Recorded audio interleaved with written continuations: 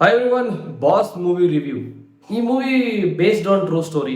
ನಿಮ್ಗೆಲ್ಲ ಗೊತ್ತು, ದರ್ಶನ್ ಅವ್ರ ಮೇಲೆ ಒಂದು ಕೊಲೆಯ ಆರೋಪ ಬರುತ್ತೆ. ಅದಿನ್ನು ಕೋರ್ಟಲ್ಲಿ ಇದೆ, ಕೇಸ್ ನಡೀತಾ ಇದೆ.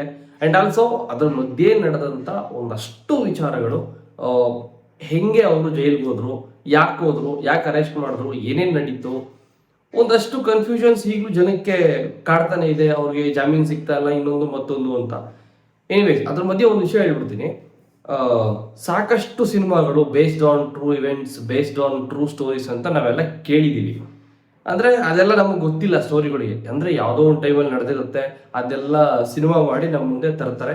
ಅಫ್ಕೋರ್ಸ್ ಅಂತ ಸಿನಿಮಾಗಳನ್ನ ನೋಡಿದ್ದೀವಿ, ಮೆಚ್ಕೊಂಡಿದ್ದೀವಿ, ಚೆನ್ನಾಗಿದೆ ಅಂತ ನಾವೇ ಹೊಗಳಿರ್ತೀವಿ, ಎಲ್ಲ ಆಗಿದೆ. ಬಟ್ ಈ ಸ್ಟೋರಿ ಇದೆಯಲ್ಲ, ಬಾಸ್ ಅಂತ, ಇದು ನಿಮ್ಮ ಕಣ್ಣು ಮುಂದೆನೇ ನಡೆದಿರುವಂಥ ಸ್ಟೋರಿ. ಆ್ಯಂಡ್ ನಮಗೂ ನಿಮಗೂ ಗೊತ್ತಿರುವಂಥ ಒಬ್ಬ ಕನ್ನಡದ ಹೆಸರಾಂತ ಸೂಪರ್ ಸ್ಟಾರ್ ದರ್ಶನ್ ಅವರ ಲೈಫಲ್ಲಿ ಬಂದಂಥ ಒಂದು ಒಂದು ಒಂದು ಭಾಗ ಅಂತಲೇ ಹೇಳ್ಬೋದು. ಇದನ್ನ ಸಿನಿಮಾ ಮಾಡಿದ್ದಾರೆ. ಆ್ಯಂಡ್ ಈ ಸಿನಿಮಾನ ರಿಲೀಸ್ ಮಾಡೋಕ್ಕೆ ಇವರು ಪಟ್ಟಂಥ ಕಷ್ಟ ಅಷ್ಟಿಷ್ಟಲ್ಲ, ಅದನ್ನು ಲಾಸ್ಟಲ್ಲಿ ಹೇಳ್ತೀನಿ. ಸೊ ಏನು, ನಿಮಗೆಲ್ಲ ಗೊತ್ತಿರೋ ಹಾಗೆ ಒಂದು ಒಂದು ಡೆಡ್ ಬಾಡಿ ಸಿಗುತ್ತೆ. ಆ ಡೆಡ್ ಬಾಡಿ ಬಂದು ದರ್ಶನ್ ಅವ್ರಿಗೆ ಕನೆಕ್ಟ್ ಆಗುತ್ತೆ. ಆ್ಯಂಡ್ ಅಲ್ಲಿಂದ ಹೆಂಗೆ ಈ ಕತೆ ಡ್ರೈವ್ ಆಗುತ್ತೆ, ಅದ್ರ ಹಿಂದೆ ಏನೇನು ನಡೀತು.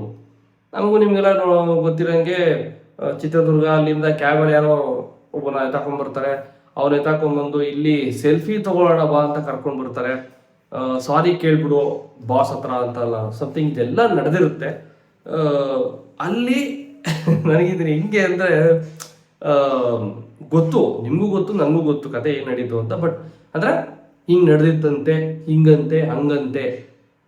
ಸೊ ಎಕ್ಸಾಕ್ಟಾಗಿ ಗೊತ್ತಿಲ್ಲ ನಮಗೆ. ಇದನ್ನ ಒಬ್ರು ಡೈರೆಕ್ಟರ್ ಕೂತ್ಕೊಂಡು ಸ್ಕ್ರಿಪ್ಟ್ ಮಾಡಿ ಕತೆ ಬರೆದು ಅದನ್ನ ವಿಷನರಿ ರೂಪದಲ್ಲಿ ಸ್ಕ್ರೀನ್ ಮೇಲೆ ತೋರಿಸುವಂಥ ಪ್ರಯತ್ನ ತುಂಬ ಚೆನ್ನಾಗಿ ಮಾಡಿದ್ದಾರೆ. ಆ್ಯಂಡ್ ಎಲ್ಲದಕ್ಕಿಂತ ಹೆಚ್ಚಾಗಿ ಇಂಥ ಸಿನಿಮಾಗಳನ್ನ ಮಾಡೋದಕ್ಕೆ ಒಬ್ಬ ಡೈರೆಕ್ಟರ್ಗೆ ಗಟ್ಸ್ ಬೇಕು, ಧೈರ್ಯ ಬೇಕು. ಈ ಅಟೆಂಪ್ಟ್ ಬಂದ್ಬಿಟ್ಟು ತುಂಬ ಡೇಂಜರಸ್ ಅಟೆಂಪ್ಟ್. ಈ ಸಿನಿಮಾ ಏನು ಮಾಡಿದ್ದಾರೆ ಇವರು, ತುಂಬ ಬೋಲ್ಡ್ ಅಟೆಂಪ್ಟ್ ಅಂತಲೇ ಹೇಳ್ಬೋದು. ಆ್ಯಂಡ್ ಇದರಲ್ಲಿ ಆ್ಯಕ್ಟ್ ಮಾಡಿರುವಂಥ ಏನು ದರ್ಶನ್ ಅವರ ಕ್ಯಾರೆಕ್ಟ್ರು ಏನು ಮಾಡಿದ್ದಾರೆ, ಅವರು ತುಂಬ ಚೆನ್ನಾಗಿ ಮಾಡಿದ್ದಾರೆ. ಅಂದರೆ ಒಬ್ಬ ಹೀರೋ ಆಗಿ ಹೆಂಗೆ ಅಪಿಯರೆನ್ಸ್ ಇರಬೇಕು, ಹೀರೋ ಆಗಿ ಬಾಸ್ ಅಂತ ಅನ್ನಿಸ್ಕೊಳ್ಳೋರು ಹೆಂಗೆಲ್ಲ ಬಿಹೇವ್ ಮಾಡ್ತಾರೆ, ಹೆಂಗೆಲ್ಲ ಇರ್ತಾರೆ, ಅದನ್ನು ತುಂಬ ಚೆನ್ನಾಗಿ ಪೋಟ್ರೆ ಮಾಡಿದ್ದಾರೆ.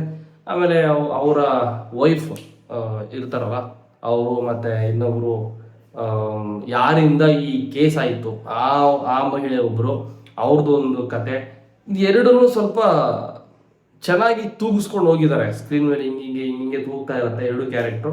ಅದಾದ್ಮೇಲೆ ಈ ಮೇನ್ ಇಂಪಾರ್ಟೆಂಟ್ಲಿ ಸುತ್ತಮುತ್ತ ಇರ್ತಾವಲ್ಲ ಕ್ಯಾರೆಕ್ಟ್ರು, ಒಬ್ಬ ಹೀರೋ, ಒಬ್ಬ ದೊಡ್ಡ ಹೀರೋ ಸುತ್ತಮುತ್ತ ಒಂದಷ್ಟು ಜನ ಇರ್ತಾರೆ, ಒಂದಷ್ಟು ಕ್ಯಾರೆಕ್ಟರ್ಗಳು ಇರ್ತವೆ. ಇವರಿಂದನೇ ದರ್ಶನ್ ಅವ್ರಿಗೆ ಎಫೆಕ್ಟ್ ಆಗುತ್ತೆ. ಬಾಸ್ ಬಾಸ್ ಬಾಸ್ ಅಂತ ಇರ್ತಾರಲ್ಲ, ಅವರಿಂದನೇ ಎಫೆಕ್ಟ್ ಆಗುತ್ತೆ ಅನ್ನೋದು ಒಂದು ಕತೆ. ನಿಮಗೂ ನಮಗೆಲ್ಲ ಗೊತ್ತು. ಅದನ್ನ ಡೈರೆಕ್ಟ್ರು ತುಂಬ ಚೆನ್ನಾಗಿ ತಗೊಂಡಿದ್ದಾರೆ. ಯಾವ್ಯಾವ ಕ್ಯಾರೆಕ್ಟರ್ಗೆ ಏನೇನು ಹೆಸರು ಕೊಡಬೇಕು, ಏನೇನು ಇಂಪಾರ್ಟೆನ್ಸ್ ಕೊಡಬೇಕು.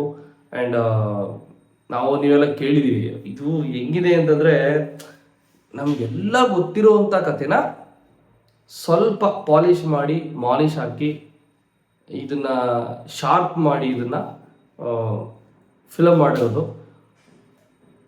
ಡೈರೆಕ್ಟ್ರು ಹೇಳಿರೋ ಕತೆ ಏನು, ಫಸ್ಟ್ ಹಾಫಲ್ಲಿ ಏನೇನು ಸ್ಟಾರ್ಟಿಂಗಲ್ಲೆಲ್ಲ ಏನೇನು ಕತೆ ನಡೀತು, ಕೋರ್ಟು ಕೇಸು, ಅವರು ಸತ್ತೋಗ್ತಾರೊಬ್ರು, ಅದ್ರ ಮೇಲೆ ನಡೆಯುತ್ತೆ. ಸೆಕೆಂಡ್ ಹಾಫಲ್ಲಿ ಬಂದ್ಬಿಟ್ಟು ವಾಟ್ ನೆಕ್ಸ್ಟ್, ಒಬ್ಬ ದೊಡ್ಡ ಸೂಪರ್ ಸ್ಟಾರ್ನ ಅರೆಸ್ಟ್ ಮಾಡಿಬಿಡ್ತಾರೆ. ಸೊ ಅರೆಸ್ಟ್ ಹೆಂಗಾಗ್ತಾರೆ ನಾವೆಲ್ಲ ಕೇಳಿದ್ವಿ. ಹತ್ತೋ ಗಾಡಿನ ಅದು ಇದು ಅಂತೆಲ್ಲ ಸಮಥಿಂಗ್ ಏನೇನೋ ಇದೆ ಅದರಲ್ಲಿ. ಅದನ್ನ ನೋಡಿದ್ರೆ ನಿಮಗೆ ಗೊತ್ತಾಗತ್ತೆ.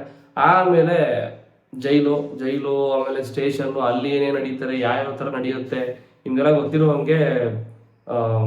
ಸ್ಟೇಷನ್ ಸುತ್ತಲೂ ಪೆಂಡಲ್ ಹಾಕೊಂಡ್ಬಿಟ್ಟಿದ್ರು. ಈ ಥರದ್ದೆಲ್ಲ ಸಿಚುವೇಶನ್ಸ್ನ ಹೆಂಗಿತ್ತು ಹಂಗಂಗೆ ಹೇಳುವಂಥ ಪ್ರಯತ್ನ. ಲವ, ಈ ಸಿನಿಮಾದ ಡೈರೆಕ್ಟರ್ ಹೆಸರು ಬಂದ್ಬಿಟ್ಟು ಲವ ಅಂತ. ನೀವು ಲವ ಅಲ್ಲ ಲಾವ ಅಂತ ಇಟ್ಕೊಬೇಕಿತ್ತು ಹೆಸರನ್ನ ಅಂತ ಹೇಳಕ್ ಇಷ್ಟಪಡ್ತೀನಿ. ಯಾಕೆಂದರೆ ಈ ಕತೆ ಹೆಂಗಿದೆ, ನೀವು ಪ್ರೆಸೆಂಟ್ ಮಾಡೋ ರೀತಿ, ಆ್ಯಂಡ್ ಆಲ್ಸೋ ನಿಮ್ಗಿರೋ ಗಟ್ಸ್ಗೆ ನಾನು ಒಪ್ಕೋತೀನಿ. ಆ್ಯಂಡ್ ಎಂಟೈರ್ ಟೀಮ್ ತುಂಬ ಧೈರ್ಯ ಮಾಡಿ ಈ ಸಿನಿಮಾನ ಮಾಡಿದ್ದೀರಾ. Hats off to the team. Tanush, ಈ ಸಿನಿಮಾದ ಹೀರೋ ಹೆಸರು ಬಂದ್ಬಿಟ್ಟು ತನುಷ್ ಅಂತ. ಕಥೆಯಲ್ಲೂ ಇವ್ರನ್ನ ತನುಷ್ ಅಂತೆಲ್ಲ ತೋರಿಸ್ತಾರೆ. ಬಟ್ ಇವರು ಯಾವ ರೀತಿಯ ಬಾಸ್ ಅಂದ್ರೆ ಯಾವ ಕ್ಷೇತ್ರದಲ್ಲಿ ಇವರು ಸ್ಟಾರ್ ಆಗಿರ್ತಾರೆ ಅನ್ನೋದು ಒಂದು ಸ್ವಲ್ಪ ಅಂದ್ರೆ ಸೇಮ್ ಕತೆ, ನಿಮ್ಗೆಲ್ಲ ಗೊತ್ತಿರುವಂತ ಕಥೆನೇ ಇದು. ಬಟ್ ಆಂಗಲ್ ಚೇಂಜ್, ಬೇರೆ ಆಂಗಲ್ ಅಲ್ಲಿ ನಿಮ್ಗೆ ಹೇಳ್ತಾ ಹೋಗ್ತಾರೆ. ಸೊ ಇದಿಷ್ಟಿತ್ತು ನನಗೆ ಈ ಸಿನಿಮಾ ನೋಡಿ ಹೇಳ್ಬೇಕು ಅಂತ ಅನ್ಸಿದ್ದು ಒಂದಷ್ಟು ವಿಷಯಗಳು. ಇವತ್ತು ಆ್ಯಕ್ಚುಲಿ ಈ ಸಿನಿಮಾ ರಾಜ್ಯಾದ್ಯಂತ ತೆರೆ ಕಂಡಿದೆ. ದಯವಿಟ್ಟು ನಿಮ್ಮ ನಿಯರೆಸ್ಟ್ ಥಿಯೇಟರ್ ಹೋಗಿ ಸಿನಿಮಾನ ನೋಡಿ. ಆ್ಯಂಡ್ ಇಂಥ ಅಟೆಂಪ್ಟ್ಗಳಿಗೆ ಇಷ್ಟು ಧೈರ್ಯ ಮಾಡಿರುವಂಥ ಸಿನಿಮಾಗಳಿಗೆ ನಾವು ಸಪೋರ್ಟ್ ಮಾಡೋಣ. ಮೇ ಬಿ ದರ್ಶನ್ ಅವರೇ ಈ ಸಿನಿಮಾ ನೋಡಿದ್ರೆ ಸಿನಿಮಾ ತಾನೇ ಮಾಡಲಿ ಬಿಡುಗರು ಅಂತ ಅಂತಾರೆ, ಆ ರೀತಿ ಮಾಡಿದ್ದಾರೆ. ಒಂದು ವಿಷಯ ಏನಪ್ಪ ಅಂತಂದ್ರೆ ಈ ಸಿನಿಮಾದಲ್ಲಿ ಸ್ಕ್ರೀನ್ ಪ್ಲೇ ಒಂಚೂರು ಟೈಟ್ ಆಗಿರ್ಬೇಕಿತ್ತು, ಅಂದ್ರೆ ಟಕ ಟಕ ಟಕ ಟಕ ಅಂತ ಹೋಗೋ ಥರ ಇರಬೇಕಿತ್ತು ಅನ್ನೋದನ್ನು ಬಿಟ್ಟರೆ ಬೇರೆ ಏನೂ ಪ್ರಾಬ್ಲಮ್ ಇಲ್ಲಿಲ್ಲ. And camera work, script, narration, direction, BGM ಸಖತ್ತಾಗಿ ಕೊಟ್ಟಿದ್ದೀರಾ. ಆ್ಯಂಡ್ ಓಕೆ, ಇದಿಷ್ಟೇ, ಇನ್ನೇನಿಲ್ಲ. ಮತ್ತೆ ಇನ್ನೊಂದ್ಸರಿ ಇನ್ನೊಂದು ವಿಡಿಯೋ ಸಿಗ್ತೀನಿ ಅಂತ ಹೇಳ್ತಾ, ಇವತ್ತು ಇನ್ನೂ ಸಾಕಷ್ಟು ಸಿನಿಮಾಗಳನ್ನ ರಿವ್ಯೂ ಮಾಡಬೇಕು, ಮತ್ತೆ ಸಿಗ್ತೀನಿ ಅಂತ ಹೇಳ್ತಾ ಟೇಕ್ ಕೇರ್, ಬಾಯ್. ನಿಮ್ಮ ನಿಯರೆಸ್ಟ್ ಥಿಯೇಟ್ರಲ್ಲೇ ಹೋಗಿ, ಅಂದರೆ ಕನ್ನಡ ಸಿನಿಮಾಗಳನ್ನು ಚಿತ್ರಮಂದಿರದಲ್ಲೇ ಹೋಗಿ ನೋಡಿ. ಇವರು ರಿಲೀಸ್ ಮಾಡ್ಬೇಕಂತ ಅಂದ್ಕೊಂಡಾಗ ಕೇಸ್ ಹಾಕಿದ್ರು, ಸ್ಟೇ ತಂದರು, ಒಂದಷ್ಟು ತಿಂಗಳು ಸಿವಿಲ್ ಕೋರ್ಟಲ್ಲಿ ಹೋರಾಡಿದ್ರು ಸಿನಿಮಾ ರಿಲೀಸ್ ಮಾಡಬೇಕು ಅಂತ.